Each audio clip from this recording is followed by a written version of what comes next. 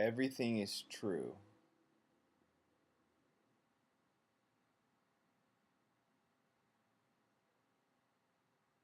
There is no argument to hash out. There is no debate that will lead us to the answer.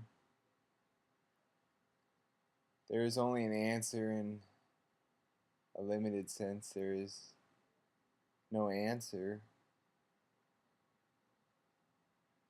We only think that there's an answer because we think that there's a question. The, the questionless answer, the answerless question. Brothers, there is no animosity between us.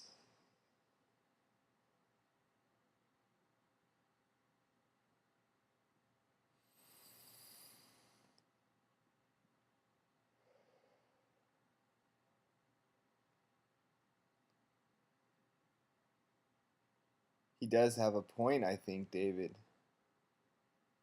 We shall not be so rash to simplify his frustration, because maybe it tells us something about the world,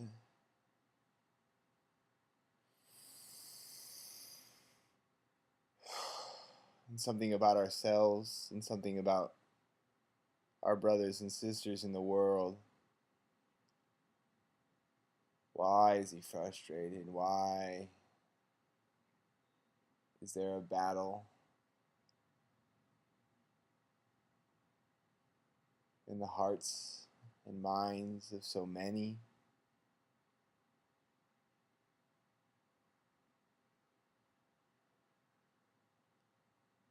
On my Nebadon video, someone wrote,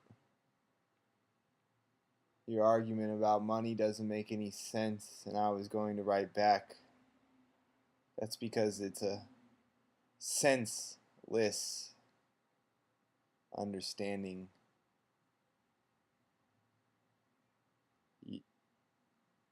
These paragraphs and these words that are supposed to define some piece of reality or some path. Can you imagine the complexity of the word and concept argument you would have to interweave to reach the totality of existence? I'm seeing things very clear, like from a wide perspective, like I'm out in the universe. And so these words and these arguments and these concepts, man, if you want to try to talk about anything, if you want to try to argue about any view or any perspective, first just take a deep breath and realize the totality of the physical universe. I'm not even talking about spirit necessarily, though it all is. Does not the totality of the physical universe shut you up? How can these words and these ideas and these chains of concepts that we string together and relate to one another? Yes, the mind is very powerful and can be used for progression or regression as is perceived by that same mind.